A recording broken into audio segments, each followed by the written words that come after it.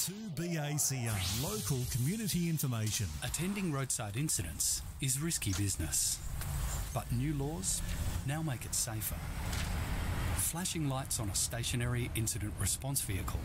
mean approaching vehicles must slow down, move over,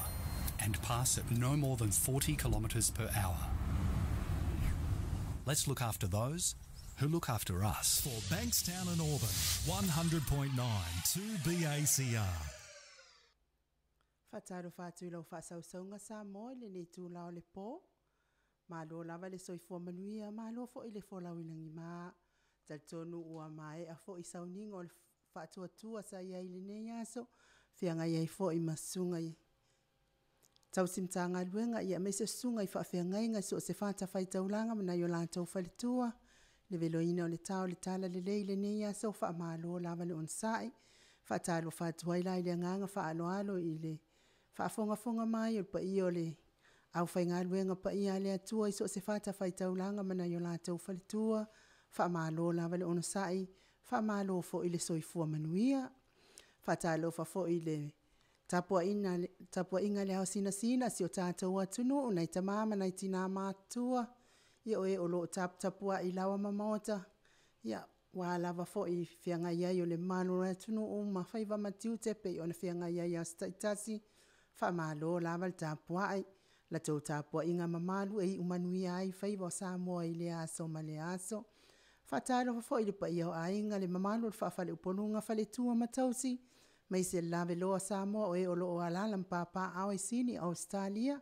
O loo lato fiafia e whaia le avea le POLOKALAME o Maota Samoa VIVIIGA o le atua. Ma lato le tio whaafonga i le aso ma le aso. Mai se fo i o lau MAIMOA mai lunga o penga ta whailangi whaatalo whaatu le anganga whaaloalo.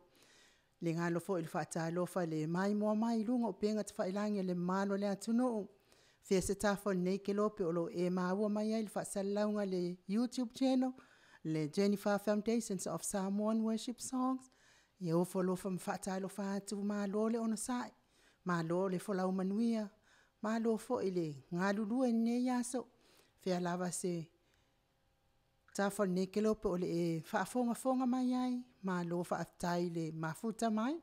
Mai se lato lo mafuta mai Amerika, New Zealand, Samoa, ia me se foi Alaska, tawhai fia LENEI lalangi o atu ia i LENEI whaasalaunga ma lo whaatai mafuta mai, tai foi le wala au mamau mai, ma tapua i mau mai. Ia sang whaamanuia pia le atua i lo tau alalai nu ese, ia ona o sa ilinga manuia ia wana i ainga, me se o tātou TOFI Samoa. A fia lava le whaatalo whaitele o aso si o tātou TOFI, tātou I Samoa o lo iai uso mtuangane a inga PELE mai se uo mai masani whatalo whatuaila le POLOKALAME o Maota o VIVIIGA Samoa nei tūlao le AFIAFI I lau whaafonga mai Samoa I au whaalupenga tunga I whaawhiangainga so se whatawhaitaulanga mana yo lātou whalitua whea lava se alala whaanga o lo e whaafale tulu iai o na o le wholafola ina ma le tala ina o le whinangalo le atua ma lo lava le onsai ma lo le whai o le whaiva ma lo le ngā lua I le atua malana ngā luenga. Whatalo whafo I tāpua inga nai tamama tina o e Samoa I malai I le ngā luenga fola wha ma lo lava le onsai I le sauwha inga nai tamama tina ma lo man ma lo. Wo tau asoa le manu ma lo mai whainga tāma whita le ngā luenga wha le whaatua sa o tau mua I asaina I le TAIMI ua tuana I ma lo lava le onsai. Malo fo I le tāpua ai, whaatalo fo I le fionga I le auma malu se tātou malo, malana masiofo, ia mes fo I palemia ma le whaletua, minstar kapeneta, wha malo lava le ngā lue, ia mes le pa io ainga ma lātou tama o tama fo I ma lātou ainga, le uso ngā pule matu mua I tu au ma lātou ainga le tai ma le va au fonti, Sua ma le vai whanua fufo ma ai tūlangi sa ole masale au mua ma le lau niu na sa lua. La fio whaatui le la au nā matasi to whale ula ma upo ia te oile mo te sa. Whaatalo whaatui le anganga whaaloalo. Le whaangaloina le whaatalo whaaloalo I le SSIG po le Samoa so whaatasi lau langi atoa. I fio nga ia li I matamaita I loia. le sunga i le ali tamaita i loia ia una sa uni sa polu mai se fo i le sunga ia leota suatele tufele ia manisi fo i le Manuel SSIG ona tulanga faalupe o lo hafion papa au Samoa yo e o lo fina wina ia na ia tatau fanua ia po o lava ele ia o lava ne i fata wina atu i tangata ese fa malo le on sai malo fo i ngalulue malo le alo lo fa ia Samoa maona ele fata lo fatua ila le nganga fa alo to MAIMOA mai ia mal to fa fonga mai nei tu la o le aso sa lo na tolu nei o le masino setema lua fesfun malevalu aso lua sfun maltolu ina ua sfun mal fami note wati ai nei le tu la e ono i sini Australia nei wa matalia i fo il pokalame o Maota Samoa o Viiga o le Atua ia wa lava lo mafuta mai lawa Maota ia mai se o lau tapo ai mai lunga o penga ta failangi tau au na tau tuaina lo fita mafuta mai nei aso fionga i le tuia ana ave au malanga tapa au faasina ia tole afoa no numano sa ia lua moa tole afoa le lua ma ina tato insinia no mena tasi ia mai tole afoa ia mala onia i tangata ilinga no ali tia sava inaya mai sala i lua savai solo lufi fale hapuna moa ka uma patalo fatoi ila le nganga falo i lau fetalenga le tau lau niu ma lo so i fo manuia lau fetalenga la ulo tau lau niu nei tu lau le aso ya ma lo fo so i fo ma le langi manuia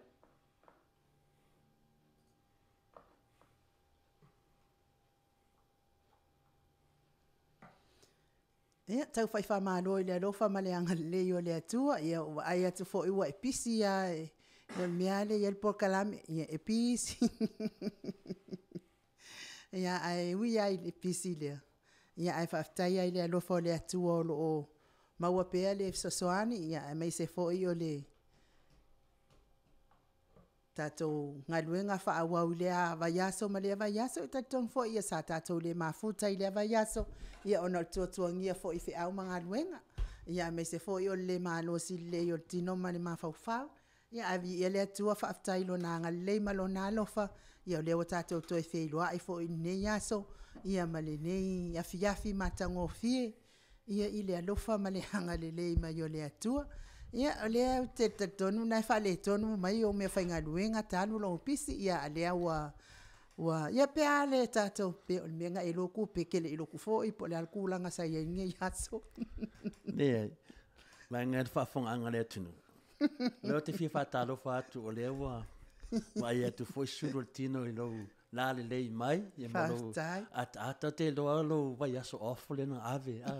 le wa fisinga swinga ayo pe le mo lava le lo malo si lo fionga ta sala o fa le to nei microphone o tato officer pasal live ai ia ia mo le talanga fia le wa fa ta lo fo i le tunu me sa le ofenga renga te TOFI le tua le fo fa ta lo fo i le ia le tamao le tunu le fionga le ama malu le malo ia fa penale mamalu a to o Samoa e uno tupu mo he le wa le se vai panoa le yo lo fa ta lo fa i ngano ta tonu o le mesilia le a tato fa ta lo fa tato fa penan tato fe o i le ngata le fofonga le silsila mai ma le MAIMOA atu ia pol MAIMOA mai ma le silsila atu al fa longo foi le hanga maulunga le o ma nama foi le lalo langi o tato tangata ni ngano le technology le way nei mala malama le nei o le mea fa longo le leo e le titi fa matalango upu ia fa longo le leo ia o le lava e ola tau sala o le foi ola to le fa le nganga maulunga le na ma no first way fu ma le malanga mamia me sili leo va ia tu sultino i lo sangi fia mai fa tai fo i le fionga sui o la e lo fa la ia ma lango inga tato pokalan ma le ia la e le yaso va yaso lo te atu e se foi la e sa fa ngala ai fa apoliki ai so ya le to fo ya la ai fa Samoa moni na la ka un mele portas io ele se mele ngai lo la e pe awe sa fa ngai na la e apoliki o te man tu fo il va yaso lente nei o le mea fou lea fo i whata waina ia Australia Atua o le fesili fo i lea how are you o le mea fou mea nā lena tupulwa ia so lente nei ia ke lo fo le are you okay are you okay are you okay nanga kere are you okay la fesili atu pe are you okay linga no ia ole tulanga tato pokalame mo ni yaso na e mai le ia le upu fola fo i le night to le vai i nganoa ia o le me masania aftai fo i le au na wal mat fo se mato fo sa la unga nei ia o la unga lai fa tu vo i le mele sa malisa o ti ai la sa lo ai kangisia ia ngai ko fa fingi vo Maria Marit Kere loko ala kei loa ingoa. O kere loko ala kei loa lea ingoa kufinga la sana Maria Mareta. Mareta le fie koka a Maria le fie wharononga Yesu. Ia, pau wau. Ke si le fie oi. Ua waweanga o mai lo ma.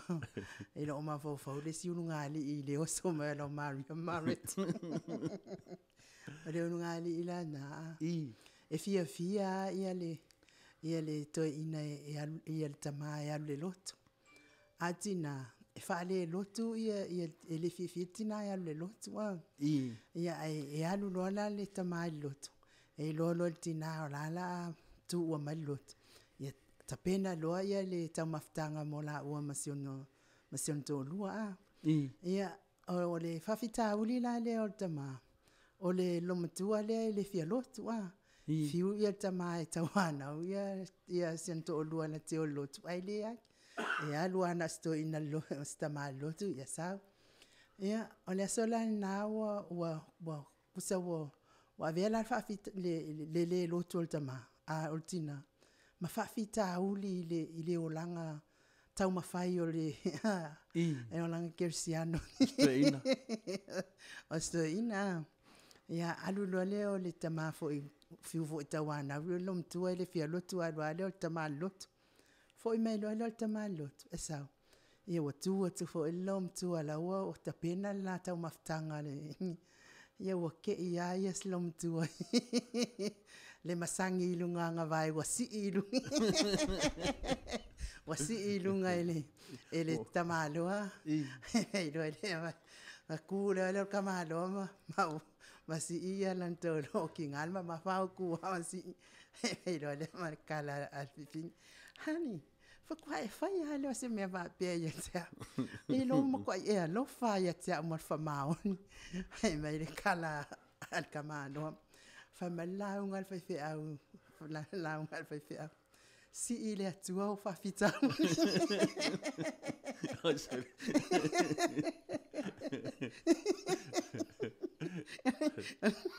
o langa to pa se au po la wata la o va po va veanga o so mai o va veanga o so mai lo le tala le o so mai la Maria le ko fa makala le na ungan ma fa fe lo ngominga la o fa fitau de do si le o tala le vai ka ko pe o se la su masulu o kilo e pela tala mo ila le am tala le tu po le si to kala mo i for kala le ye fa mai le tala to in wa fasi le si fa ya va ya sa lo le fino to in fa mai vai le wa fasi mai le si fa ya va fa mai le tala to in sole o mai nei o polonga ya mai le o ka ula ko inga fa ya va o polonga ya ku le tala to in le fa ya va polonga le matua lan me tupu fa mai le o so mai le polonga le ki le wa kanki fa mai wa fasia o le dia fa mai le to in mai o ol fasia le si povi e makua ese a ele mera ngai mo pe asi dungo fa o le povi mele le si ele o makua ese a mele ngo fa mata ele umano kuluku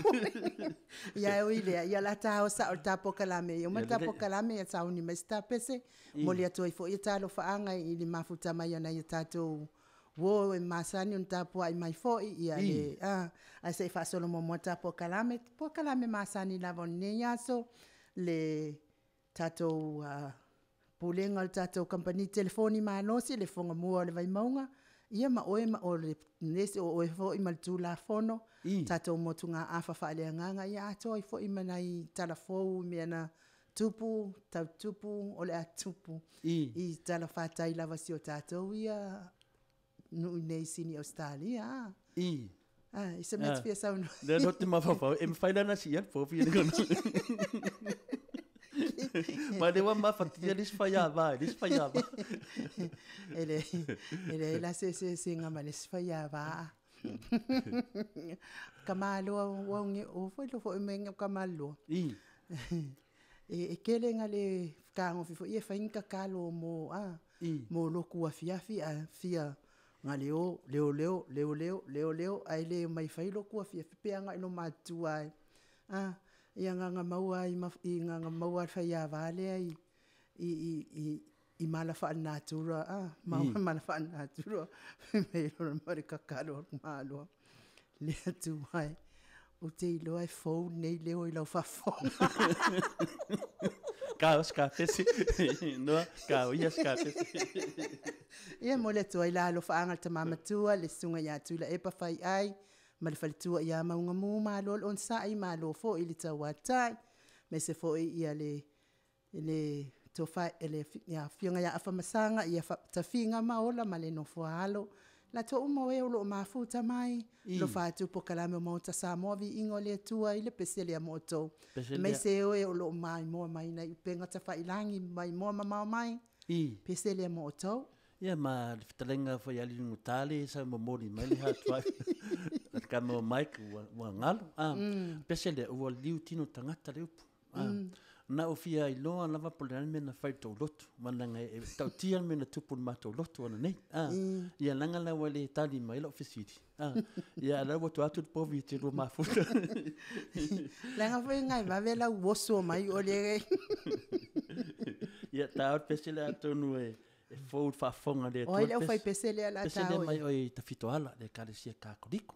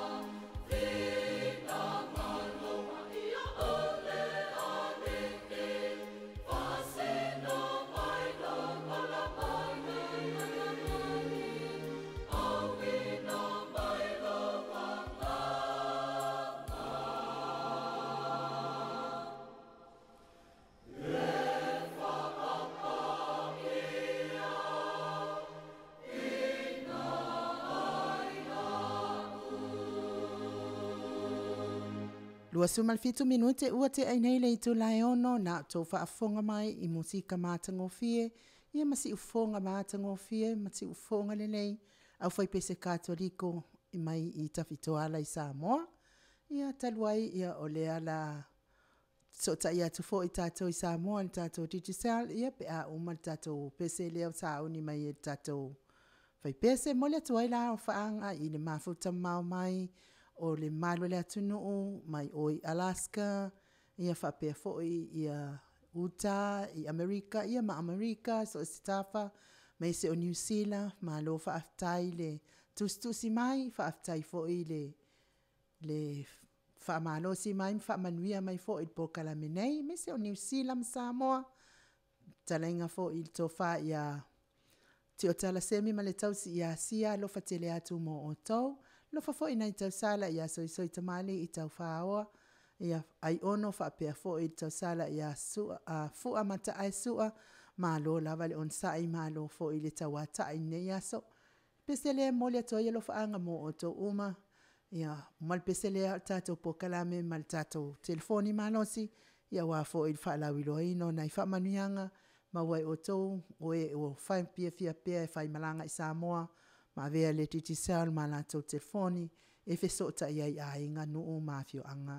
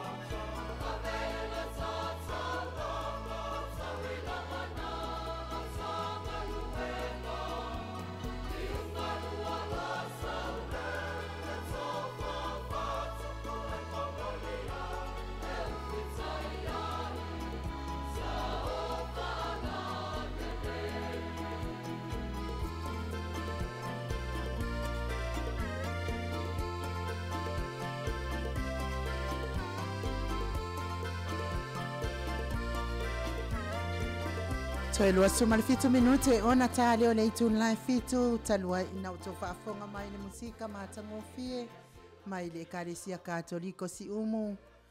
i Samoa ia taluai ona o le ua mafuta mai lunga o tatou laina le sunga le pulenga o tatou company telefoni malosi le fonga mua o le vaimaunga le to whamutalo whatalo whatuai le anganga whaaloalo le neitu lao le afiafi malo le ono sai mai malo fo ile tawata inga nei ya so mutalo malo se fo manuia I lausunga inga noa ya lausunga ko te sala entra ina ne fo ya le fionga ta pa fasina le fionga ya to le fo mo le tato fisa fa sala lau tono sine stalia ave yelo leo e fai musu o tato pulenga ma tato company ti sao ya mato ti fatalo fato fo il fa funganga si tato ATUNU'U ia la whainga wenga TOFI le ane tua ia me se foi tupu matamali o si utatu ATUNU'U tono ale nei aso le foi sa fale utatu ATUNU'U malu tampuai ia foi o mai ona vili le foi al tau te iae ia tono foi le wai futono le ua al tolonga ia le upu foi sa langa ina le mila male ale le aso ia a walo tau so elu tatu folonga o le wale tu mau le usi atu le afalo na lua le tau sanga atalo fatu yo to sam fanya Samoa pa ye ainga mola tu tam foi mola tu wainga le usanga pule mutu moi tu wa mala tu wainga le tai male va fonti ape foi tanto moto sai ya so male vai funua fo mai tu lang sa le misala mo le mi sai lua tena foi le tanto moto sa le fatoi ya ai me se va tu to ia o kula vale tamal manu tere malo se fo manu ia inga no am to le fo LENEI AFIAFI le lo fo mala le o le tua ia malo fo ile langi malo fo ile fitalai o le fo vo mana e fa poi e le fa fanga fo ile tatou ATUNU'U I tu sai yo na tulang malu ma tulanga alo ia le nganga maulunga lava pe na se tau loto lava ia tia u lo ma faute fa fitai le tua fa fonga tu fo ia le fo mato fa tasi fo mal tatou tau sala no me tasi le fionga ia nganoa ia e fai fishing tu a mea na sau noa ai le tau sala nei ia ua whaatu saina o le povi tu lo ia on te le a whaina ia ua fai le whamatalanga o le lato fai au le lato lotu te iwo o tali atu I lana whamatalanga fai mai o la salo le na autuela unga le lana o fai atu le o malia ma mareta kua ngange o la salo ia ai tai fatu stusa u fa mai o si ia tu fa fin le la fatu sai tai to le pov ia vai e le sau la va yaso ai le i vo fa mangalo ia lo no le tu o le aso nei e le aso te tau na fa mangalo mo fo fa mangalo le fa ia e ia na folo ngata fo ile tu langa wa fa langa ia o ne FIAFIA multaro fo mo ai le la le fa ina wa ave mai tala tato TV ave mai tala tatou TV I me umai o wa sau e lumo le whea o nanga mutalo. Le voila manatu e fo I pena o fasilia tu telo TAIMI I nai mea lo tutupu. E mawhai ona e so swani mai ai tatele I atu whala I loa tatou titi sau. Whai loa mai nai mea o lunga tatou TV lea le titi sau. Wani mea lo tutupu iai. Ia ma fo whafunga anga o le mamalo le atunu. A mese fo ie o le awha I atu I Samoa. A wa le fo whai ngā whai aku ngei a mātou nei mata do tatou TV por sa o le mutalo. Whaftai mo le avanoa to le fo ia mātou tei nei mātou whatasi fo I manisi o le ATUNU'U sa malanga mai ia mai Australia oi se lo malanga fo e mai New South Wales ia e nei tamaitai sa mātou lot fo nei o leo mai le aula kapipi se au fo le nai fili mai New South Wales ia mo tātou talonga la kapia I nei mo nisi le talonga lo fanga solo I temi nei o le mātou whasoa malwanga le wae mantua fo I nei tae au le sa le fusu anga apo veking ma taswa fani kafa ia ma le tele o la kapi ma nisi o talonga fo I leo lo fanga solo temi nei lo tae wala tātou Sky TV le fanga solo temi nei tele a talonga fo I ona maua I lunga ia ele ngata soka o le kapi ia o te fola nei pe o talonga tenisi ia o tālonga foi le kapifa America, le American football, ia manitele o isi tālonga, pi o tālonga o lai whanga solo temi nei. Ia lo mau mai lunga tātou Sky TV. Ia matu foi se uma e o foi tālonga ia pe tātou nei aso ia o mata te loia vai teimi o fatua o mai tātou TV foi le KVC TV. E sa mas mo ia pia o tātou tangata tasile vai sa look for dai ia fiafiosa mo tālonga foi ia pi inga voi ia le wrestling po tasina vai ngai e mata ia fiafiosa le sa ile le inga basket e masina pe o va na KVC TV aso ona pe na tasi TV le sa mai tuila o temila ne e le channel na ai o mo tātou sports na ia lu umai ia vai na e update i wrestling ia pe a foi de saule le sunga voi le Johnson le The Rock pe na le taua na tātou TV le fala wi no le telo vai ia ma le telo isi tālonga ma tātou news o me lo tupu vai no foi ia fa sili lo fio to le fo ia wala wa tangia i lungo tātou TV le telo vai o tele foi o me lo tupu i nei i tala fo io lo foi o mesa tupu le nava ia o pio le o tala fata ia pia ia o tālonga lo fanga sol nei i tālonga tai to fito ia mo isi vai ngale ia yo lena manu malo ile le awa asale longa tama uli me sa longa le manu malo la o te patas pio awia mai tua ia ole lisi vai ia o fanga solo pe ia e tole ninga a tamiti ko ile mo le au fili le e anga ia pan mo le au filiti o mero tupu li tala fate ona na ia sina tele o maliu foi le tupu le mato foi tala fate o tele fieni siole e me sele lo tu mutisiole se tasio tamasa taula mo foi ia ngalo mutisi fanto ia le ya tu yo vi ile foi mono polo mo pia na file sa para la wasia ile sa masi mai ia ti avea ma ya no se ko so vai isalan ia wa tai fo le u sa vai o ana na fi foi o te lo sil fi vol tanto tu no ia se tasio alo le tu sa no no ai la capil sunga le ya lolo lui ia o ana na fi foi na fale la wasi foi ia de tina o le sunga ya lolo lui o meta te lo fai ai na matu fi lo emotion tamana poma na ele imafuna malanga mai a lolo lui ia ele toya solo tina ia no tulanga foi le e con carácter ma e o pasive vai ia ai o ana na foi e o to teleale sa ia foi ia nisio o fa poi ponga ma de telo me santo tu ia o lo fanga solo pe terminate o disi vanga ta o telo foi si le fia mo fa fonga anga su ta tu no lo la lampa pa o isini o le tala ina le Maota o le fa pe ngai manyangi sa fai fe na file le ta o de fo me lima se la wa fitala ken so no ele sunga foi le tu sil sunga fo ma ia to puivao so alo le titila mes ia matala ina ile le fo ile Maota le ngan wenga le sunga fa fe ngai Atua na i se le man tua o lena taua le sa malanga tu fo isini ma pone sa ili se le di mena o fa fitai le na tua man tu fo yo ngan wenga nei to le form nga no e ante po le taua ia e uma mai ia so nga tu pena ia e fiuta to ina to fa tali mi po o se nga wenga pele ai ale fa fitai la le wanga le wotini le fa mo mo na ia le sa sai fale le nga wenga le fonga felua ia e mo mo le to fo le nga fa fitai wa se ma to fo pula e mo mo le to fa fitai tele ia fo le ia fo le lu ma la fa lo la papa ia wa o te ro fo so sai nga se le ni ina e a fa pro mangiangi le tu po e mo ni a mangiangi ka una mo so ai o mai fo e la fo ma o ma sa mo lo la papa e o stadia io le ta o fo le tu fa no lo mo o le wa tino ngan we sa station ngan we ta o pio o dai va nga tele na lo whanga solo I te minei le fo wa matana matawina le talfata ia pia. Ia le ngā solongo tāpenanga lukta maiti. Ia pia lewa whanga solo I le te minei.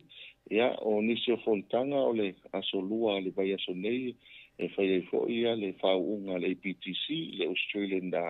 le tātou technical voilea, le aunga le sosani ai moisi matata I nei, pia le tuwitsi ma misa insinia pia o tasi le vaanga,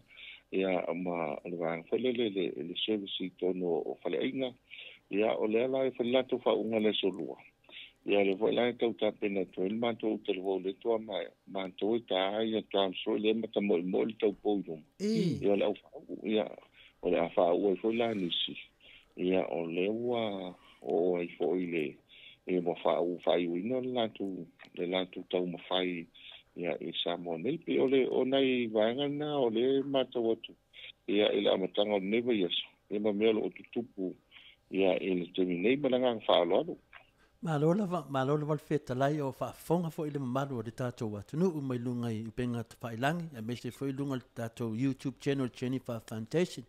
Lea ua malama le se lau ngār tātou TV, o tūlanga le nā e whaafitai e tuai, whaafitai lava I a mutalo, le whaua so tau au mai le tātou li pule, I whaapinan whai loa mai fwoi a tūlanga o loo I ai le tātou au nanga, e le nganga maulunga I whaafitai mori le tua. A nei tu la I le la tātou sao tu loa I ni whaalawi lo fau, e a mese fwoi nisi ua manu malo fwoi le tātou se I neva yaso I tu sa fwoi ma tātou pokalame mai lava yaso au whaafonga atu le maro le ATUNU'U.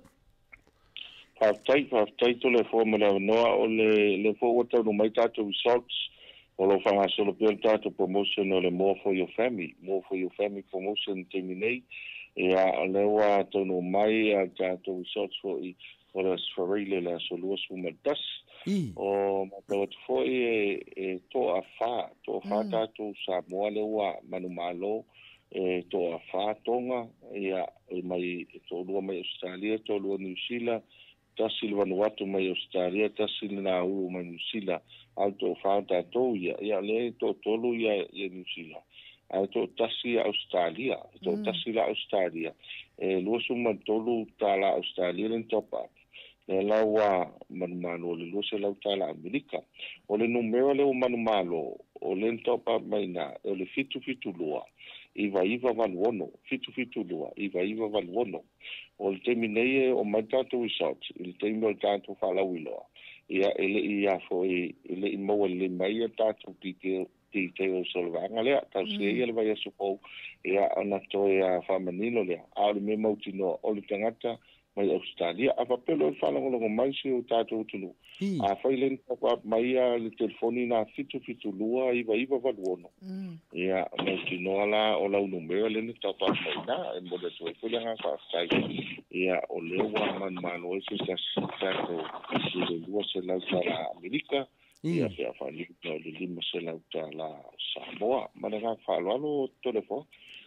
Malo lava. Mesili le maua de tasi le malo tomato ya de e langa maununga lava po ai lava malo pa wal me ya la forta to credit I Samoa e la fofuina le soswani ya mesili level tato TV ya o inisi fala wilo tato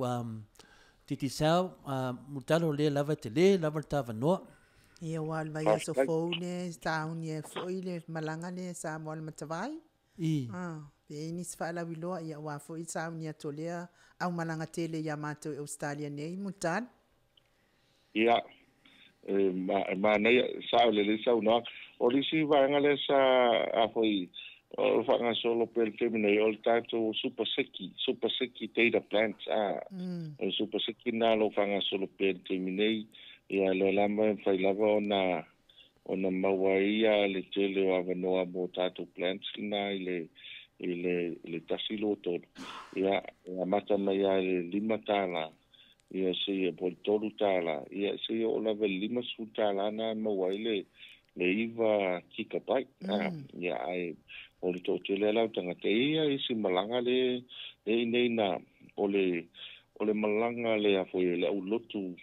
e fa kasama I St. Mary's St. Mary's ga auto ina sini o le na mai le nei fai fiau a fa pe le wala au pa le tu se tasio o afo yo o tua a o fa tua ala sfarili le na fai ele fa pui ponga le ko sa to musa ma to we vola na le la fa nganta to super sikile ela to nei ia e fa nga ila life fit ile sunga ya vai ila le lunch ia ma le fa tua ya lulu ia e me se foi la to o malanga ia e fa tua le fianga fui mono le nga fakat ia ma la to o mole o lotu le mai St. Mary's ia le la inei ai foi e fo tai ole e fa ile to sa uninga o tua ale fa tua ia ma malanga ko ni sil po tai au sini le la ngai na sini la tai ma tuet ia la to lotu le taua ta to fala lo na o super sick ia pio le wo fa ngai lan to wa te to no la to le taua le mele o le data plans la al dit sa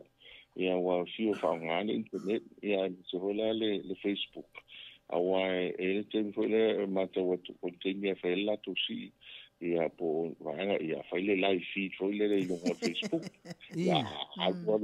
wa na pole mato ye e fa fi fo le punia lava ai to music e fa fi me punia lava ia alu fo le live feed ia a le uso e por su te con peole ta wol vanga le wala to ilo te ta wo man sa ta to ona ne o te sa e lo fa na solo per terminate pero o tasi le vanga mo le au vanga la fo mai fa ngata to internet o le taua i o le tatou internet plans na e fa yo na fa ngaina ia e le TAIMI le pe afa e su mai Samoa nei o isi vanga taua le na to fa na pea o tatou plans o ia le night plans i le po ava pe nei o le e fo e tala no umia tu le va viao ia ana ele fitu tala na foi sai na ia los fudu ia kika pai e ma foi ia na o foi na fa nga tu e matala mal sulu le pose tau le fitu voi le tala ia pio tasia fa la wilo ia o tanto telefoni foi lo fa nga sol pe terminei le fo wa ia fo nga ia mo tanto telefoni ia le la tatu di tengo lukta mai ti melanga falo alo telefona inga no le ale manele morda tem manele ia fa manatu mai tau tato telefoni ia mutalo te lo ala mati lo apole ambe to vatu fo telefoni nei male vatu fo to tau tatala ma telefoni ia o tato o na se lauta la ia iko ia mato nei ia penale limas futala Australia se tango fia wa telefoni mato e lucky pe mo se telefoni lua se lauta la telefoni le ia au te vai ati I brani le wa sawa o to mai singa e se le mana nei ia to e lavo poa to e nice looking fingale aki kilo e se ke mo ai telefoni ai no lupu fa mai saina ia ai laute do mana ia le o tula na tate manatu ai ia tu lo telefoni nei ia alu le sambo se mfaina fa manatu tu langa le mutalo o vanga mo pe foi na mata ina foi ana poi inicio la malanga isa e tanga to foi ele ai afia malanga mai na e mafaiana o mai nei fa ngala tu telefoni pa wala vanga taua o to telo tanto telefoni e fa ngaina e loka ele e compania ni na ia tanto telefoni le network na fa ngai ai o le meta wala pa pe ke mana o se fela utupi ia e tongo fi folo wanga sa o company na e tele tu ia Australia e mafai ai ona tatala lo telefon ia e tonu mai sa mo nei failen fa ngata tu sim card o sim card na le tanto le mo ia man tu foi te sumai lo faleolo e anga i lo le tu tau na tanto ofisa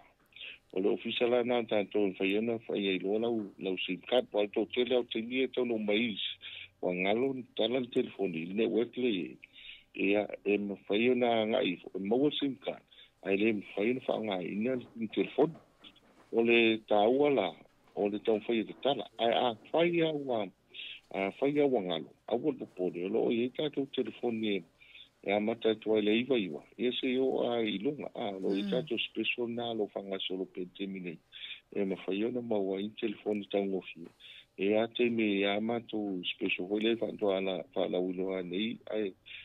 whaangata ia pe o ai lalo le ono iwa le wadu iwa.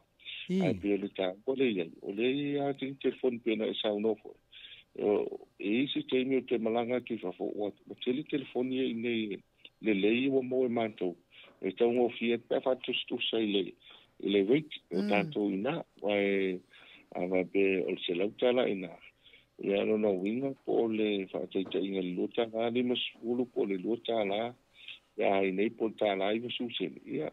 e kualola ina tu ti ia whase lau ini. Ia au telefoni le leia i nei e mau al telefoni le ilano lautala i lano po i lusa lau.